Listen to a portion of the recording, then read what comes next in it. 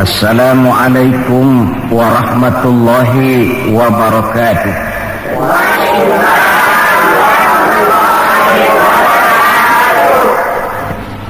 Bismillahirrahmanirrahim.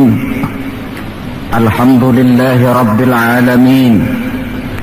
Wassalatu wassalamu ala asyrafil anbiya'i wal mursalin Sayyidina Muhammadin wa ala alihi wa ashabihil mujahidin at-tahirin, amma ba'du. Bapak-bapak, ibu-ibu, saudara-saudara, ma'asyiral muslimin rahimakumullah. Pertama, marilah kita memanjatkan puji dan syukur kehadirat Allah Subhanahu wa ta'ala yang atas izinnya saat ini kita dapat bertemu dan berkumpul bersama-sama dalam rangka memperingati maulid junjungan kita Nabi besar Muhammad sallallahu alaihi wasallam. Kita tahu bahwa sejarah sepanjang perjalanannya banyak mencatat orang-orang besar. Ada orang menjadi besar oleh karena pangkat, jabatan dan kekuasaannya. Apabila pangkat, jabatan dan kekuasaannya selesai, maka selesai kebesarannya sampai di situ. Ada orang menjadi besar oleh karena harta benda dan kekayaan yang dimilikinya. Bila satu saat ia jatuh bangkrut, tamatlah kebesarannya sampai di situ. Ada pula orang yang menjadi besar oleh karena ia dibesar-besarkan dan berusaha setengah mati untuk mencapai kebesaran tadi.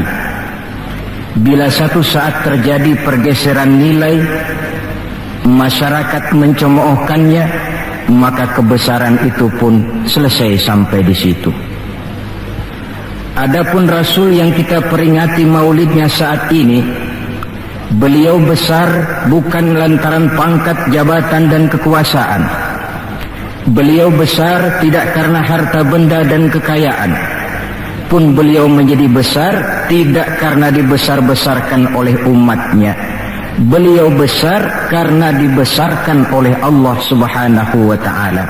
Satu kali orang sudah dibesarkan oleh Allah, bagaimanapun usaha orang lain untuk mengecilkannya, orang itu akan tetap menjadi besar. Tetapi satu kali orang dikecilkan oleh Allah, satu negara orang mau mengangkat dia, kalau memang dasarnya potongan nyungsep, tentu tidak akan naik ke atas juga. Jelas Pak? Jelas? Apaan? Pokoknya jelas. Tidak ada seorang penulis pun, baik ia dalam Islam maupun dari luar Islam, jikalau mau bicara dengan jujur yang tidak mengagumi kebesaran pribadi dan martabat Rasulullah sallallahu alaihi wasallam. Dalam satu kalimat yang indah, Imam Busairi di dalam qasidah burdahnya menjelaskan kepribadian beliau dengan untayan kata, kal badri fi syarafin wa zahri fi tarafin wal bahri fi karamin wa dahri fi himamin. Rasulullah itu, kata beliau, tinggi martabat bagai rembulan, tabah dan ulet laksana masa, dermawan bak samudra luas biru membentang, tabah dan ulet laksana masa. Itu sebabnya beliau oleh Allah dijadikan figur, dijadikan model dan pola sebagai contoh bagi kehidupan umat Islam. Sehingga di dalam Al-Quran Allah menyatakan, laqad kana lakum fi rasulillahi uswatun hasanah. Sungguh telah ada bagi kamu pada diri Rasulullah itu contoh teladan yang sangat baik. Timbul pertanyaan, mengapa Rasul menjadi contoh buat kita? Pertama, beliau menjadi contoh buat kita karena beliau manusia, hidup dan berjuang secara manusiawi. Kalau manusia disuruh mencontoh manusia, tentu wajar. Yang tidak wajar kalau manusia disuruh mencontoh jin atau malaikat. Maka dalam ayat Quran Allah menyatakan, laqad ja'akum rasulun min anfusikum. Sungguh telah datang kepadamu seorang rasul, yang rasul itu berasal dari jenis kamu manusia. Saudara-saudara, kalau rasul yang diutus Allah itu jin atau malaikat, kemudian berhasil di dalam tugasnya, barangkali kita tidak perlu kagum. Datang rasul ke dunia ini, rasulnya jin. Saya yakin satu dunia mungkin orang beriman semua, tetapi bukan karena ikhlas dan yakin, mungkin karena ngeri sama rasulnya. Bayangkan kalau rasul jin dia turun ke alam ini dengan segala macam tingkah polahnya, mungkin orang sedunia akan menjadi beriman. Yang kedua, rasul menjadi contoh di dalam kehidupan kita karena pribadi beliau lengkap. Artinya, jikalau kita kebetulan seorang pemimpin, beliau juga pemimpin. Jikalau kita seorang jenderal, beliau memimpin tentara di medan perang. Jikalau kita seorang kepala rumah tangga, beliau punya anak dan istri. Jikalau kita seorang guru, beliau mengajar jamaah di masjid. Jikalau kita seorang pedagang, beliau pun pedagang yang jujur. Jikalau kita seorang mubalik, beliau juga berdakwah menyampaikan Islam kepada manusia.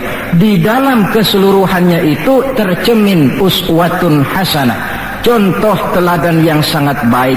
Maka kehabisan alasan seorang muslim yang tidak mencontoh pribadi beliau.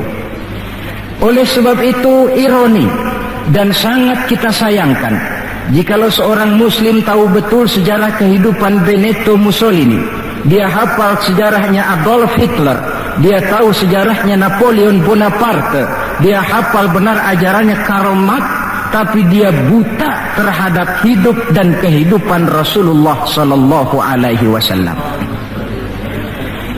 Saudara hadirin yang berbahagia, yang akan kita bicarakan pada kesempatan ini, bagaimana cinta Rasul kepada umatnya dan bagaimana sewajarnya cinta kita umatnya kepada beliau. Bahwa Rasul yang kita peringati maulidnya saat ini cinta betul kepada kita umatnya, dapat saya kemukakan beberapa data. Dari sini nanti kita introspeksi. Kalau tahulah kita begitu besar cinta Rasul kepada kita, apa tidak wajar kita juga cinta kepada beliau? Kalau logika ini sudah diterima, pembicaraan pun kita lanjutkan kepada bagaimana sih sebenarnya cinta kepada Rasul itu. Bukti pertama bahwa beliau cinta kepada kita. Saudara-saudara, menurut ukuran zaman sekarang, Rasulullah itu kan hidupnya miskin. Malahan ada satu doa yang sering beliau baca. Ini kalau doa ini saya kasih saudara-saudara, kira-kira mau diamalin kan? Kalau saya terus terang belum mau. Doanya begini, dan ini sering Rasul baca. Allahumma ahyini miskinan wa tawaffani miskinan wa hasyirni yaumal qiyamah fi zumratil masakin. Ya Allah, hidupkan saya dalam keadaan miskin, matikan saya dalam keadaan miskin, dan kumpulkan saya di akhirat nanti bersama golongan orang-orang miskin. Yang tadi sudah kadang bilang mau diamalin ini ya. Saya sudah bilang tadi saya belum tapi mau. Kita baca dalam sejarah beliau itu rumahnya kecil, tidurnya di atas pelepah daun korma, kadang-kadang sampai berbekas di pipinya. Sarapan paginya seteguk air zam-zam, sepotong roti, kadang 3 butir korma. Di tengah kemiskinannya Allah pernah menantang beliau dengan kata, wala sawfa yu'tika rabbuka fatarda. Ada nggak tuh di Quran? Ada. Surah apa? Pokoknya Quran dah ya. Wala sawfa yu'tika rabbuka fatarda. Allah akan memberikan kepadamu wahai Muhammad apa saja yang menyenangkan hatimu. Apa yang kamu mau, ngomong saja, Allah berikan. Jikalau engkau Muhammad kepengen kekuasaan yang luas, kami angkat kau menjadi raja di raja, menjadi king of king, istilah kerennya. Jikalau kamu kepengen kaya Muhammad, itu Jabal Uhud sanggup menjadi bukit emas. Sehingga itu di dalam Barzanji diceritakan, warawadathul jibalu bi an takuna lahu zahaban fa'aba. Jabal Uhud menawarkan diri menjadi bukit emas, tetapi Nabi menolak. Jikalau engkau wahai Muhammad kepingin wanita cantik, bilang saja anak siapa. Ditawarkan semacam ini, beliau menjawab, idzan ya Rabb, la arda wa wahidun min ummati finnar. Kalau memang demikian ya Allah, apapun saja yang diberikan kepada saya, berikanlah saya kekuasaan yang luas, berikan saya emas sebesar Jabal Uhud, berikan saya kekayaan yang tak ternilai sekalipun, seluruhnya tidak akan sanggup menyenangkan hati saya selama saya dengar masih ada satu saja umat saya yang masuk ke dalam neraka. Ternyata di tengah kemiskinannya, tawaran harta tidak menggiurkan beliau. Tawaran kekuasaan tidak menggiurkan beliau. Yang difikirkan siang malam adalah keselamatan kita umatnya ini. Cuma kadang-kadang kita umatnya yang dipikirin ini seperti pepatah, ada itu pepatah Prancis, balung-balung langka dagingnya, ditulung-tulung langka elinge. Ya, saudara tentu tahu artinya itu, tidak usah saya terjemahkan. Bukti pertama. Bukti yang kedua, ketika turun perintah hijrah, ketika itu posisi umat Islam di Mekah sudah sangat terpepet. Sebagian sahabat sudah mengusulkan, kita hijrah saja ya Rasul. Kata Rasul, sabar mas, hijrah sih hijrah, tapi ini komando belum turun. Sebab kita tahu kebijaksanaan, apapun yang beliau ambil tentu menunggu wahyu. Wa ma yantiqu 'anil hawa in huwa illa wahyu yuha. Nah, lantas ketika benar-benar turun itu perintah hijrah, beliau pidato di depan para sahabat, saudara-saudara, perintah hijrah sudah turun. Berangkatlah tuan-tuan lebih dulu ke Madinah. Lalu anda sendiri kapan ya Rasul? Saya belakangan. Kenapa mesti belakangan? Tuan-tuan harus tahu, yang dicari, yang dikejar-kejar, yang diancam akan dibunuh itu saya. Jikalau kita hijrah bersama-sama ke Madinah, kita akan dikejar-kejar terus. Tapi kalau tuan-tuan berangkat lebih dulu ke Madinah, sementara saya tetap berada di kota Mekah ini, tuan-tuan akan sampai ke kota Mekah dengan tenang dan selamat, sebab saya yang mereka cari masih tetap berada di kota Mekah. Keadaan begitu kritis, tapi umatnya dulu disuruh hijrah, beliau bertinggal di kota Mekah menghadang mara bahaya. Ini rupanya pemimpin lebih mementingkan keselamatan orang yang dipimpinnya daripada keselamatan dirinya sendiri. Enggak mentang-mentang turun perintah hijrah terus ngepak koper, udah ya gue duluan. Ya, umatnya yang disuruh berangkat dulu, keselamatan umatnya yang dipikirkan, cintanya kepada umatnya. Bukti yang ketiga, saudara-saudara, bahwa Rasul cinta kepada kita. Dikala beliau akan datang ajal, hari Senin tanggal 12 Rabiul Awal seperti hari kelahirannya. Dikala itu sakit beliau sudah agak payah. Datang waktu subuh di Madinah ini, Bilal pun azan di masjid. Selesai azan, sebagian sahabat melakukan sholat sunnah qobliyah, lalu menunggu kedatangan baginda Rasul sallallahu alaihi wasallam. untuk mengimami sholat subuh. Lantaran ditunggu lama tidak datang, akhirnya Bilal diutus menjemput baginda Rasul. Ketika sampai di rumah, beliau berkata, Bilal, sakitku sudah agak payah ini. Rasa-rasanya tak kuat lagi aku jadi imam. Kau kembalilah ke masjid, sampaikan ini kepada semua sahabat dan minta kesediaan Abu Bakar menjadi imam. Bilal dengan muka sedih dan air mata berurai membasahi pipi, berangkatlah ke masjid. Saudara-saudara, baginda Rasul sudah tidak kuat lagi mengimami sholat. Beliau perintah Abu Bakar untuk menjadi imam. Kata Abu Bakar, saya tidak mau jadi imam kalau baginda Rasul masih hidup. Ini termasuk akhlak, etika para sahabat. Akhirnya satu masjid nangis semua. Sholat subuh belum nangis. Sampai tangisan itu kedengaran ke rumah Nabi. Beliau berkata kepada putrinya Fatimah, coba kau lihat kenapa orang di masjid nangis. Setelah Fatimah kembali lapor, Abah, mereka sedih karena sadar bahwa saat berpisah sudah hampir datang. Kalau begitu, suruhlah Bilal kemari. Datang Bilal, dipapah Rasul berangkat juga ke masjid mengimami sholat. Sholatnya ringkas karena beliau sakit. Dan memang beliau juga mengajarkan, idza amma ahadukumun nas falyukhaffif. Kalau kamu jadi imam, ringankan sholatmu. Kalau jadi imam jangan panjang-panjang.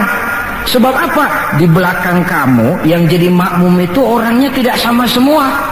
Ada orang tua yang diri saja sudah payah. Ada orang yang punya penyakit darah tinggi, kalau sujud kelamaan kepalanya ngebet. Ada yang habis sholat janji mau terima duit, kakinya sudah gatal kepengen pulang. Kalau jadi imam jangan lama-lama, kata Rasul. Tetapi kalau kamu sholat sendirian, falyutawil masya'a, persilahkan sepanjang yang menurut kamu mau. Jangan mentang-mentang sudah dipilih jadi imam, overacting. Jadi imam sholat isya, rakaat pertama selesai Fatihah surah Baqarah. Rakaat kedua selesai Fatihah surah Yasin. Namanya makmum, tidak punya alternatif, tidak punya pilihan. Ikut sih ikut, tapi kan hatinya kan ngedumel. Paling sekali ini doang dah gua sembahyang di sini. Besok nggak bakalan gua balik lagi. Kenapa? Imam nggak tahu diri. Jadi bahasa lain, kalau dalam bahasa sosial ini, imam harus ngerti aspirasi makmum. Pemimpin mesti tahu kehendak orang yang dipimpinnya.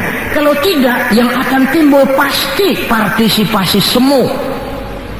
Yang saya khawatir, kalau makmum dipaksa mengikuti maunya imam, yang akan makin subur ialah timbulnya mental-mental munafik.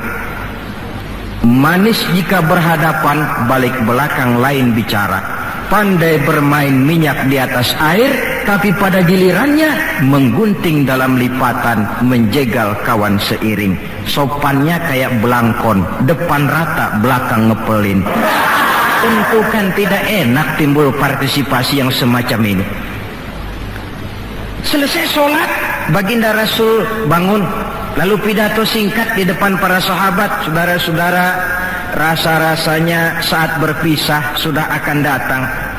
Lama kita bergaul, tentu sedikit banyak terjadi kesalahan yang saya lakukan. Maka barang siapa yang pernah saya pukul tanpa saya sengaja, balaslah sekarang. Barang siapa yang hartanya pernah saya ambil tanpa alasan yang hak, silahkan dia tuntut dari saya. Mana ada pemimpin menjelang wafat ini minta dipukul oleh umatnya.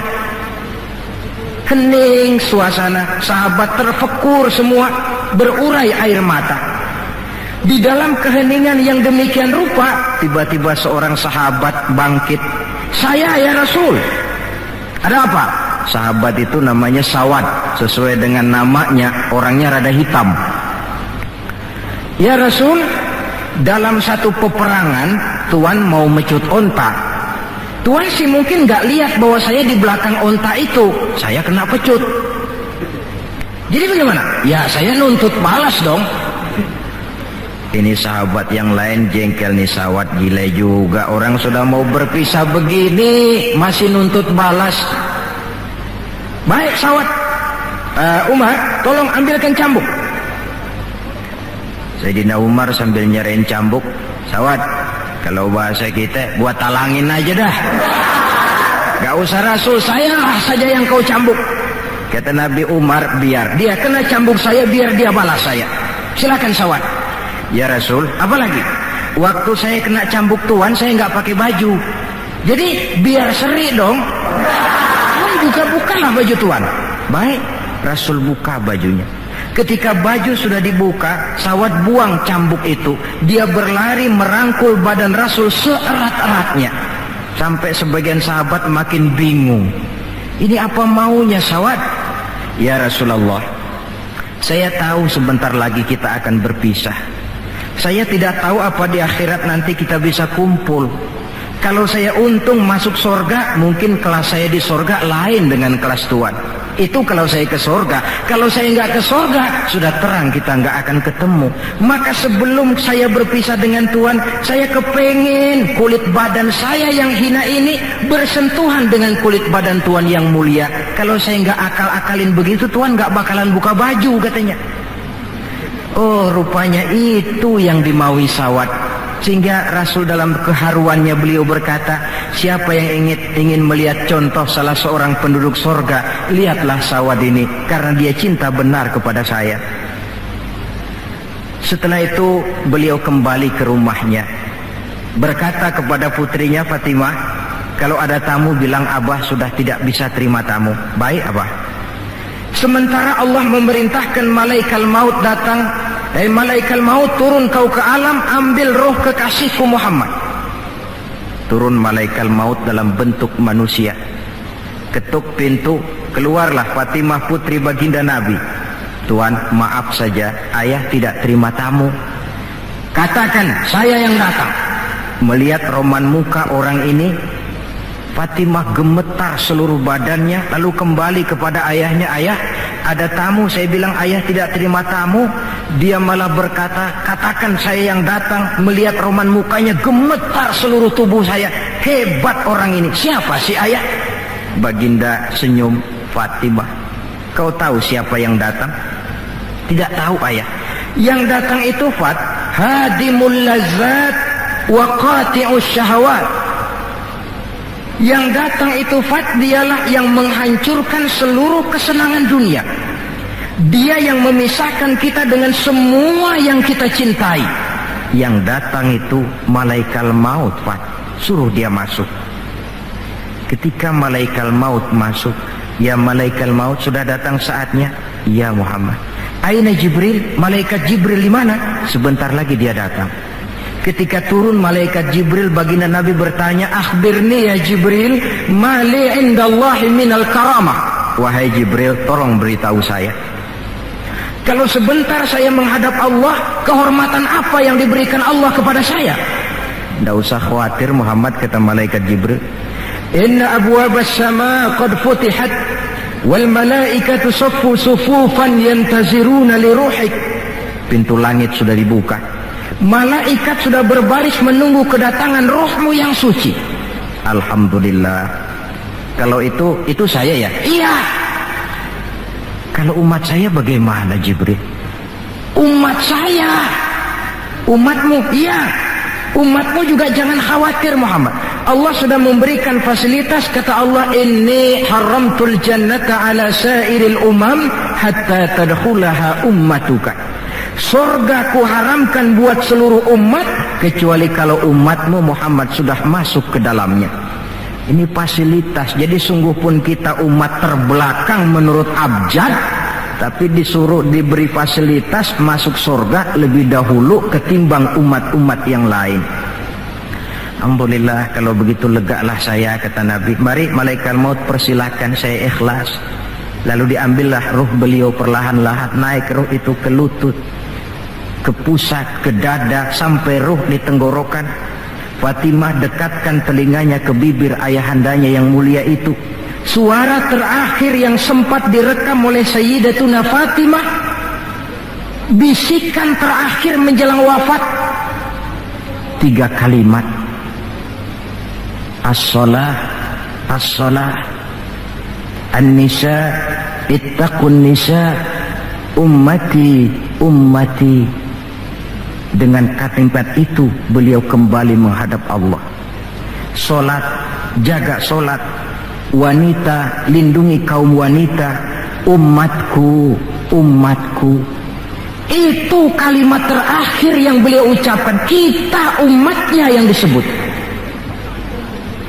Manalah di dunia ini pemimpin yang sempat nyebut umatnya dikala mau ajal. Napoleon Bonaparte, singa daratan Eropa, luas kekuasaannya, dikala mau wafat dia tidak sempat nyebut bangsanya, bangsa Prancis. Yang sering dia sebut Margaret Josephine, Margaret Josephine, gacoannya. Adolf Hitler, gagah perkasa, dikala hari-hari akhir kejayaannya dia tidak nyebut Jerman, dia tidak nyebut suku bangsa Arya yang dia agul-agulkan. Yang banyak dia sebut Eva Braun, Eva Braun. Sebagaimana Julius Caesar pun menyebut Cleopatra. Adapun baginda Rasul di akhir hayatnya tidak beliau nyebut bangsa Arab, tidak anaknya, tidak istrinya, tidak sahabat dan orang-orang yang dekat dengan beliau, tetapi yang disebut kita umatnya. Pada detik-detik terakhir daripada kehidupan beliau. 3. Bukti yang keempat bahwa beliau cinta betul kepada kita umatnya. Nanti di akhirat. Ini sudah ada yang pernah ke akhirat belum? Sama. Mau? Bukan, kalau mau saya catat besok berangkat. Ini gampang kalau ada urusan ini. Nanti di akhirat, setelah Allah mematikan semua yang bernama hidup, maka yang pertama kali dihidupkan kembali pada kehidupan itu para malaikat. Setelah malaikat dihidupkan kembali, maka Allah memberikan tugas kepada para malaikat, katakanlah semacam panitia akhirat. Nah, malaikat Malik, siapkan itu neraka.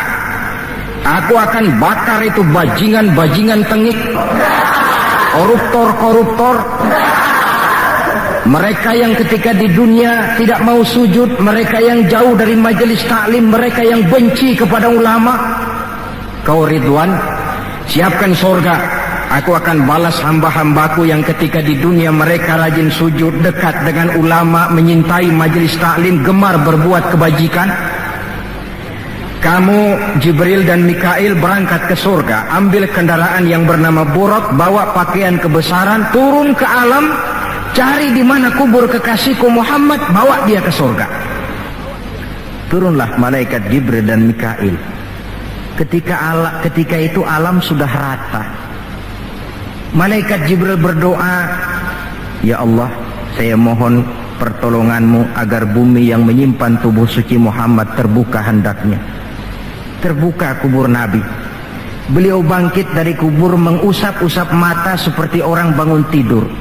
Tengok kanan malaikat Jibril, tengok kiri malaikat Mikail. Lalu beliau bertanya, ayu yaumin hadza ya Jibril? Ini hari apa ya Jibril? Kata malaikat Jibril, ya Muhammad, hadza ma wa'ada ar-Rahman. Inilah hari yang dijanjikan Allah. Ini hari kiamat Muhammad. Kiamat, kiamat. Ya Jibril, jikalau ini memang hari kiamat, aina tarakta ummati? Kalau ini memang hari kiamat Jibril, umat saya di mana? Kita yang ditanya. Bangun dari kubur, tahu kalau itu hari kiamat, pertanyaan pertama, umat saya di mana? Barangkali kalau saudara yang bangun paling dulu dari. Adapun baginda Nabi, saudara-saudara, ketika pertama bangkit dari kubur itu, kitalah umatnya yang menjadi pertanyaan pertama. Malaikat Jibril menjawab, ya Muhammad, tidak ada orang yang dibangkitkan sebelum kamu. Kaulah orang pertama. Lalu bagaimana sekarang?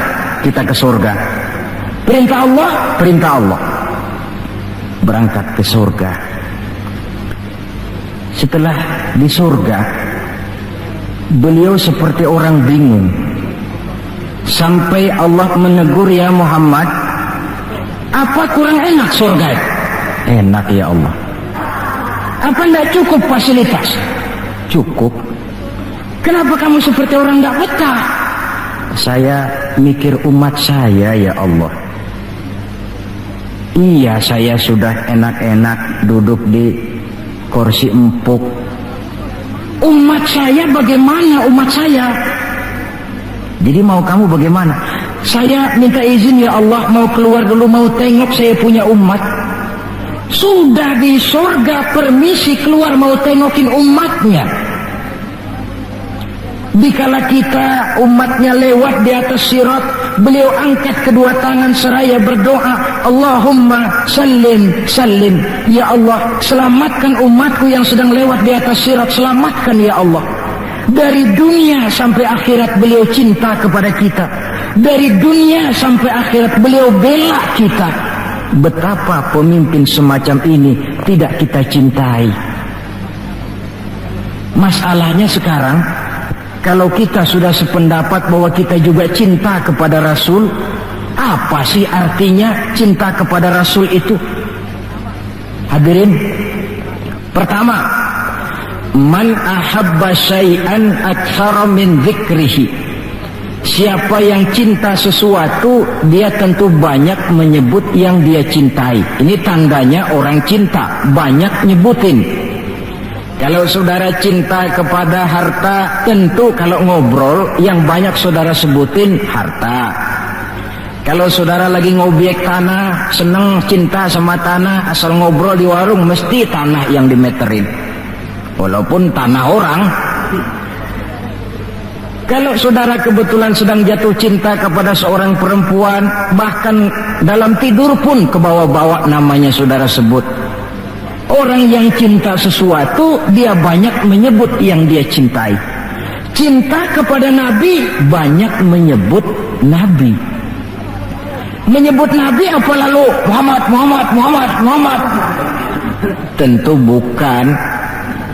Sebab kita tahu dalam kehidupan sehari-hari saja kita punya tata krama. Gubernur lewat, tentu tidak berani kita secara langsung menyebut namanya. Mesti kita berkata, itu ada Bapak Gubernur lewat. Kita sebutlah predikatnya. Itu ada Bapak Menteri lewat. Itu kepada pejabat. Entahlah pula kepada seorang junjungan alam. Banyak menyebut Nabi artinya banyak membaca sholawat kepada beliau. Sekurang-kurangnya Allahumma sholli ala Sayyidina Muhammad wa ala ali Sayyidina Muhammad. Satu.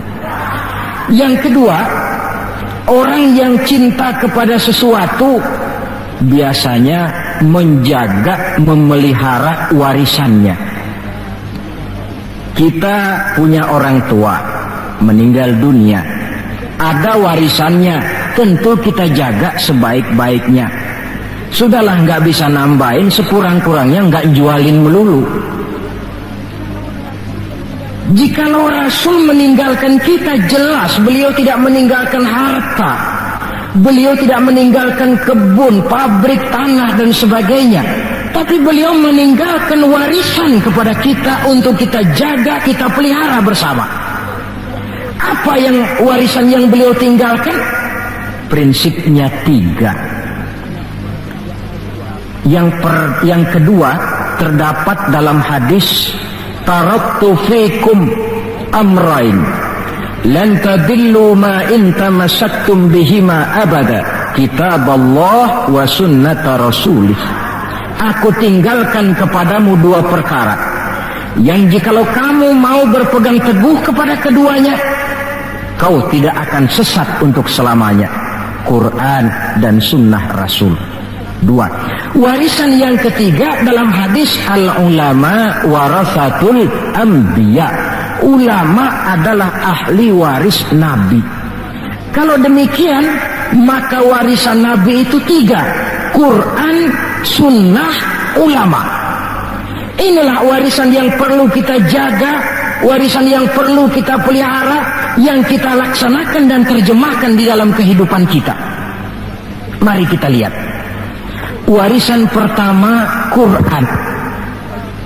Kitab suci bagi kita umat Islam. Bagaimana cara kita memelihara warisan yang namanya Quran ini? Pertama, usahakanlah agar membaca Quran menjadi salah satu hobi di dalam kehidupan kita. Kata Nabi, innallazi laisa fi jawfihi syai'un minal Qur'an kal bait. Orang yang dari tenggorokannya tidak pernah keluar ayat Quran barang sepotong pun, belum pernah ngaji barang seayat pun, itu orang, kata Nabi, kayak rumah kosong. Rumah biar bagus, potongan Spanyol, gede, mahal, kalau kosong kan angker. Kuntilanak, tuyul, memedi, betah di situ.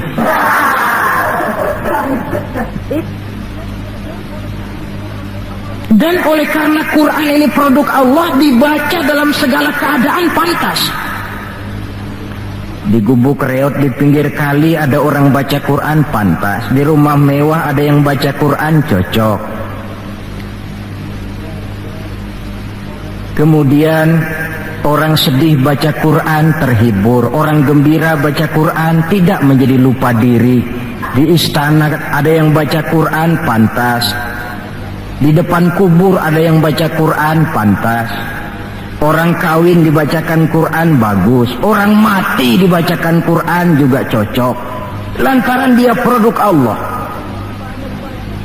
Setelah membacanya, lalu meningkatkan kepada tahapan yang kedua, mencoba memahami isinya lewat segala kesempatan yang memang mungkin, entahlah dengan jalan mengaji, tukar pikiran, diskusi, banyak membaca, tetapi tentu dengan catatan bahwa kita memahami Al-Quran ini tidak bisa mengandalkan kemampuan intelektual semata-mata, seperti yang banyak gejalanya terjadi di zaman sekarang ini, di mana orang mencoba menggali hakikat Quran dengan mengandalkan kemampuan intelektualnya. Kadang-kadang bahasa Arab saja nggak ngerti, dia gali Quran cuma sekedar lewat terjemahannya. Yang saya khawatir akan timbul kecenderungan di mana orang mikir dulu baru nyari ayat. Akhirnya ayat Quran dicocok-cocokin sama pikirannya. Bukan ada ayat dipikirin, tapi malah mikir dulu baru mencari ayat. Saudara hadirin, munculnya pesantren-pesantren kilat dalam upaya memahami Islam. Secara pribadi saya bersyukur, merasa gembira, tetapi yang saya sayangkan jikalau dengan pesantren kilat itu lalu merasa bahwa diri sudah cukup. Setelah nyantren 1 minggu pesantren kilat, keluar pesantren sudah kayak pendekar, ulama anu salah, kiai anu nggak bener, ustad anu salah, semua ulama-ulama salah. Baru nyantren seminggu sudah semuanya salah. Lebih celaka lagi kalau nanti upaya memahami Islamnya, ini dalam bahasa sosialnya disebut frame of reference, seperti orang buta kenal gajah, yang mati-matian mempertahankan teori bahwa gajah itu tipis dan lebar seperti kipas, cuma karena kebetulan yang dia pegang baru sekedar telinga gajah.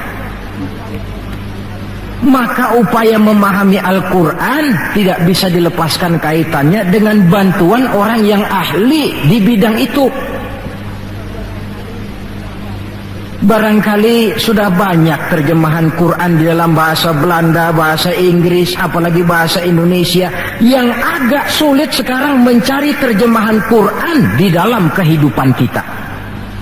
Saya sering ambil contoh ringan, umpamanya nih sensus versi saya. Konon kabarnya, menurut kata yang empunya cerita, penduduk Indonesia ini 90% beragama Islam, betul kan? Kalau saya numpang tanya, dari jumlah 90% ini, berapa persen yang bisa baca Quran? Kira-kira ada nggak separuhnya? Rasanya nggak ada. 30%? 20% ada ya? 20% adalah, kurang-kurang dikit sama kawan jadilah 20%. Dari jumlah 20% yang bisa baca Quran, numpang tanya lagi, berapa persen yang bisa baca dan tahu artinya? Ada 5%? Saya kira adalah 5% berikut santri-santri yang di pondok pesantren itu. Dari jumlah 5% yang bisa baca Quran dan tahu artinya, berapa persen yang bisa baca, tahu artinya, lalu mengamalkan ajaran Quran? Ini yang masih bisa dihitung dengan jari. Sehingga tidak heran bahwa umat ini mayoritas, tapi lebih sering jadi penonton daripada jadi pemain. Lebih sering jadi objek daripada menjadi subjek. Dalam bahasa Arabnya lebih sering menjadi maf'ul daripada menjadi fa'il. Sebab kuantitas yang tidak diiringi oleh kualitas, ini yang bahasa Nabi, husa'un ka husa'is sail, seperti busa di lautan. Banyak tapi centang perenang, banyak tapi tidak punya daya dan kekuatan, dihempaskan ke tepian pantai tanpa punya makna dan arti. Kadang kita baca Quran, tapi sementara di pihak lain kita juga yang menginjak-injak isinya. Kita baca ayat wa ahallallahul bai'a wa harramar riba, Allah halalkan jual beli, Allah haramkan riba, tapi renten ditelan terus. Kita baca ayat wa tasimu bihablillahi jami'an wa la tafarraqu, berpegang teguhlah kepada tali Allah, jangan kamu bercerai-berai, tetapi sesama muslim main pelotot-pelototan jalan terus. Yang kita baca kadang-kadang kita juga yang menginjak-injaknya. Ini warisan pertama, Al-Quran. Warisan yang kedua, sunnah Rasulullah Sallallahu Alaihi Wasallam, yang diantara fungsinya menjelaskan apa yang oleh Al-Quran tidak dijelaskan dalam bentuk detail. Quran misalnya cuma mengatakan aqimis sholat, dirikan sholat. Bagaimana cara sholat? Tidak ada dalam Quran. Bahwa sholat mesti takbiratul ihram, mesti tahiyat, mesti ruku duduk di antara dua sujud, tidak ada dalam Quran. Yang menjelaskan itu semua sunnah.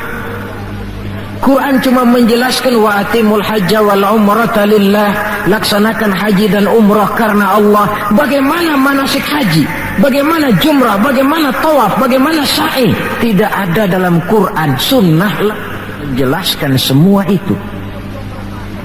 Nah, untuk memahami Quran dan sunnah, jalan apa yang kita tempuh? Jalan melalui warisan yang ketiga, yaitu para ulama. Diakui atau tidak, kita hutang jasa kepada para ulama yang dengan tekun dari musola ke musola, dari pesantren ke pesantren, dari pengajian ke pengajian, membimbing, menjaga dan memelihara umat ini. Mereka tidak digaji, mereka pun tidak mendapat beras, hidup pun kadang-kadang miskin, tapi lantaran panggilan moral menjaga, memelihara, membentengi akidah umat ini. Bersyukur kita bangsa Indonesia punya ulama dan punya umara. Kedua-duanya penting, kedua-duanya berjasa, kedua-duanya membangun. Tidak ada yang satu lebih penting dari yang lain. Cuma bidang pembangunannya saja yang lain-lain. Orang kadang-kadang usil, Pan. Apaan ulama katanya, kerjanya ngomong doang. Sekarang kan zaman pembangunan, perlu karya nyata. Mana ada kiai bangun jembatan? Ngomong aja. Ini saya pikir orang bicara begini ini nggak ngerti masalah. Bukankah asas manajemen yang modern saja mengajarkan the right man on the right job, the right man on the right place, bahwa orang harus ditempatkan sesuai dengan proporsinya. Nah, kalau kiai disuruh bangun jembatan, apa Pak Lurahnya mau ngajar tafsir? Setiap kita membangun, cuma bidang pembangunan kita yang berbeda-beda. Dan kenyataan makin menunjukkan kepada kita, saudara-saudara, sekarang ini yang namanya ulama, maaf-maaflah, sudah merupakan jenis makhluk langka. Malahan barangkali sudah termasuk jenis makhluk yang harus dilindungi dari kepunahan ini. Dan mencetak sarjana lebih gampang ketimbang mencetak kiai. Saudara mau jadi sarjana, taruh sekolah 22 tahun dah, udah campur nggak naik itu.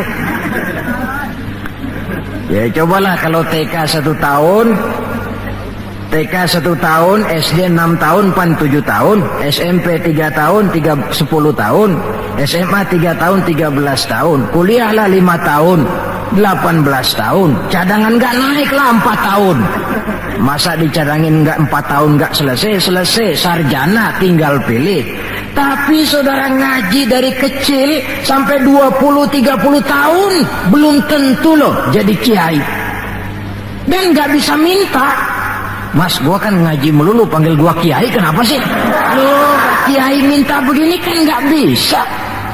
Kalau ilmunya diakui, akhlaknya jadi contoh, perjuangannya diteladani, umat bersimpati, lalu masyarakat beramai-ramai secara praktis menyebutnya kiai. SK-nya itu di tangan umat. Oleh karena SK-nya di tangan umat, dia tidak kenal pensiun dan jam kerjanya pun 24 jam. Kapan umat perlukan, dia mesti berangkat. Yang saya khawatir, kelangkaan ulama ini menyebabkan terjadinya pergeseran nilai, dan ini pernah dianalisa oleh baginda Rasul sallallahu alaihi wasallam. Apa kata beliau? Inna min asyrati sa'ah, sesungguhnya di antara tanda-tanda kiamat. Nggak usah mikirin kiamat beneran dah, saya juga nggak pengen ngalamin.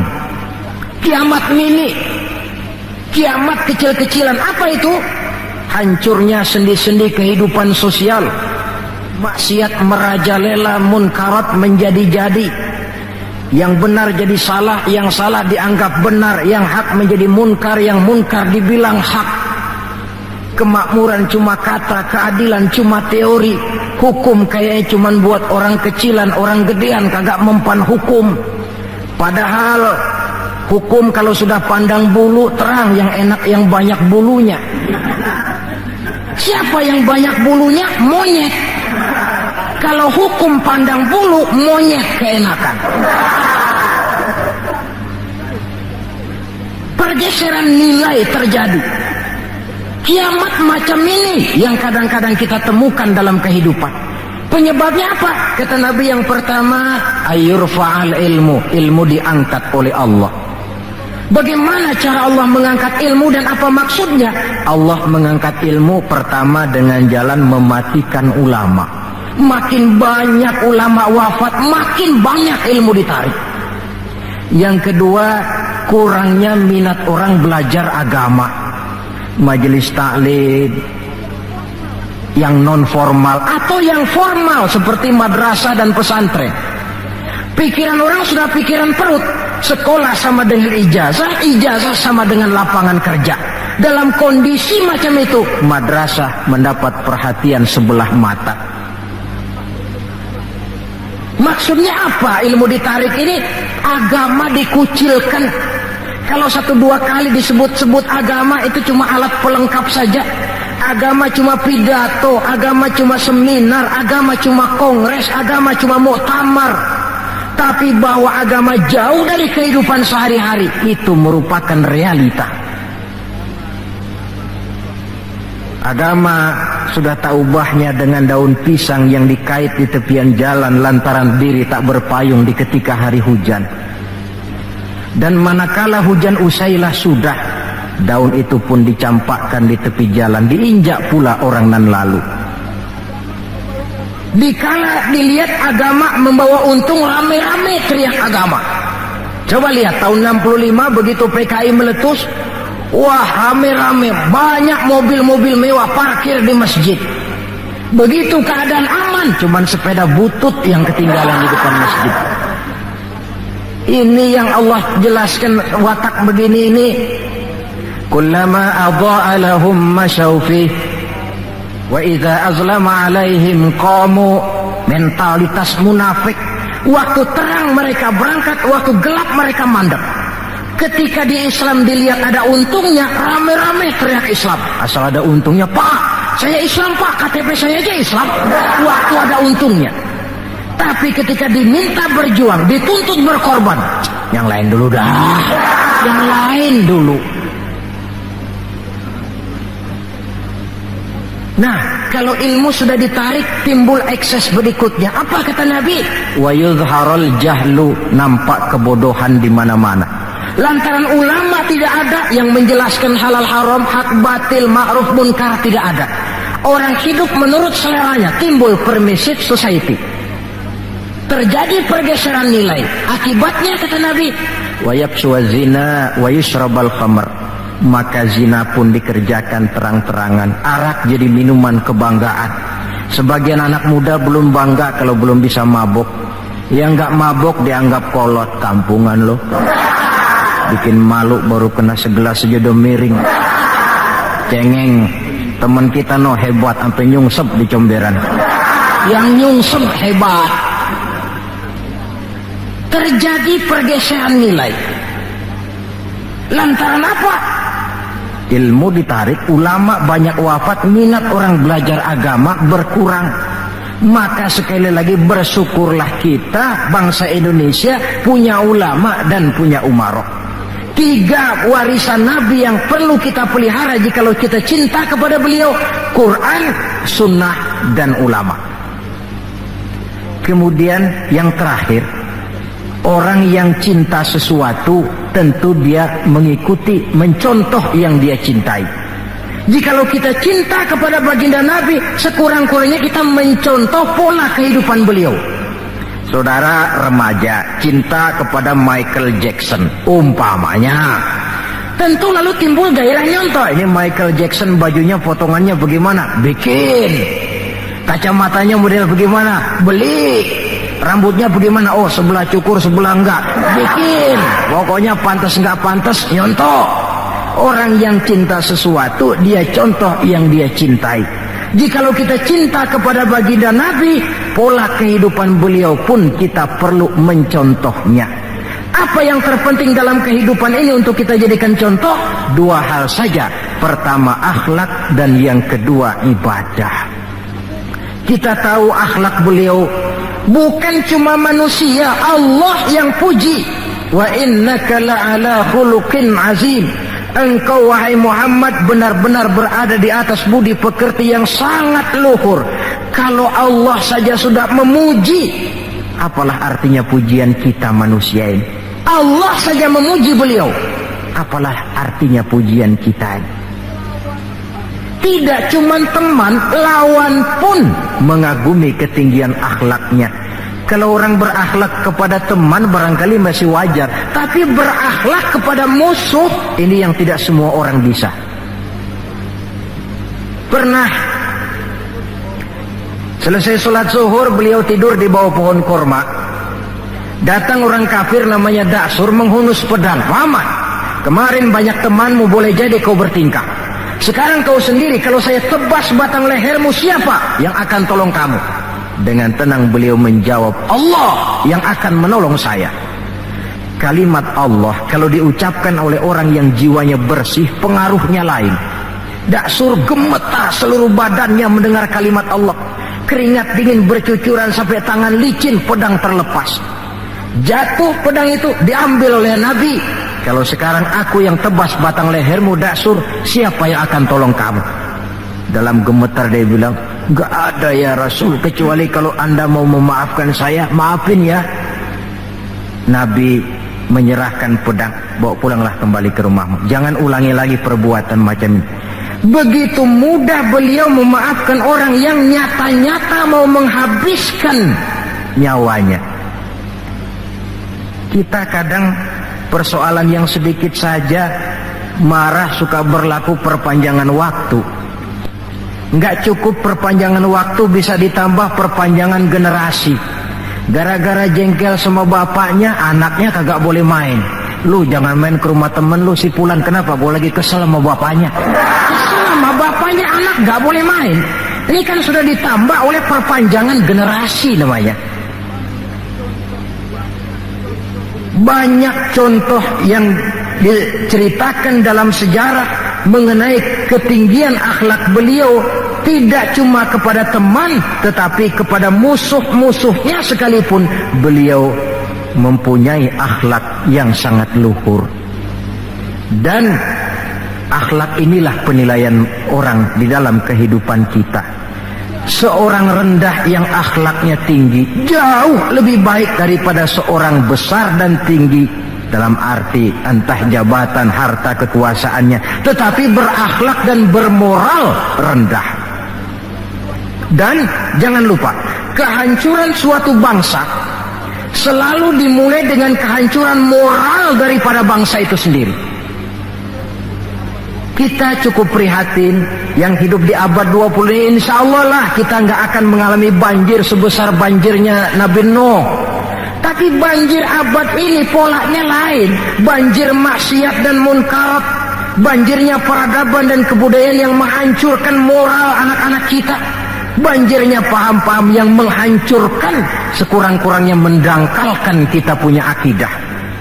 Terhadap banjir-banjir semacam ini kita perlu punya kapal supaya selamat diri, selamat keluarga, selamat generasi yang akan datang dari segala macam banjir yang tidak kita inginkan. Nah, untuk mencontoh akhlak beliau inilah kita perlu membaca, mempelajari peri kehidupan beliau. Akhlaknya ketika menjadi pedagang, akhlaknya ketika memimpin tentara, akhlaknya dalam kehidupan di rumah tangga, akhlaknya kepada para sahabat, akhlaknya menghadapi musuh sekalipun.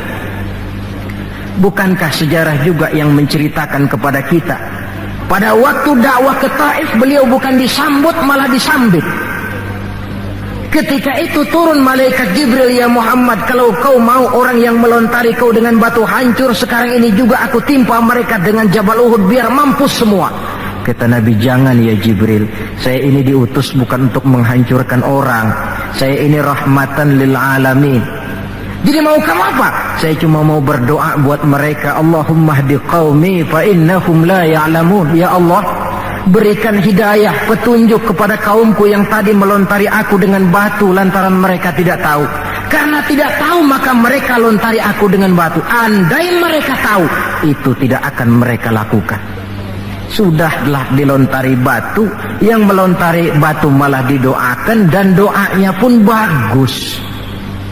Akhlak di dalam kehidupan. Hal kedua yang mau kita contoh adalah ibadah. Hadirin, kalau ada satu-satunya manusia yang sudah mendapat jaminan ampun dari segala dosa, itu cuma baginda Nabi orangnya. Liyaghfira lakallahu ma taqaddama min dzambika wa ma ta'akhkhar. Ya Muhammad, dosamu yang dulu, yang sekarang, yang akan datang, jikalau memang ada, semuanya sudah dijamin ampun oleh Allah. Tapi makin diampuni, makin banyak ibadahnya. Lantaran sandaran vertikalnya benar, beliau dekat dengan Allah. Lantaran Allah dekat, pertolongan selalu datang. Bukankah manusia cuma pandai berusaha dan berusaha, namun kepastian sepenuhnya di tangan Allah. Kesanalah kita perlu berhubungan secara baik supaya maksud dan tujuan kita terlaksana. Nah, ibu-ibu dan bapak-bapak, maafkan saya agaknya cuma sekedar inilah yang dapat saya sampaikan pada pertemuan kali ini. Mudah-mudahan cinta kita kepada baginda Rasul bisa kita wujudkan dengan pertama, banyak membaca sholawat kepada beliau. Yang kedua, menjaga warisan yang beliau tinggalkan, Quran, sunnah, dan ulama. Dan yang ketiga, mencontoh beliau sesuai dengan batas kemampuan kita sebagai manusia. Sekian dan demikianlah, lebih kurang mohon maaf. Usikum wa iyaya bitaqwallah. Wassalamualaikum warahmatullahi wabarakatuh.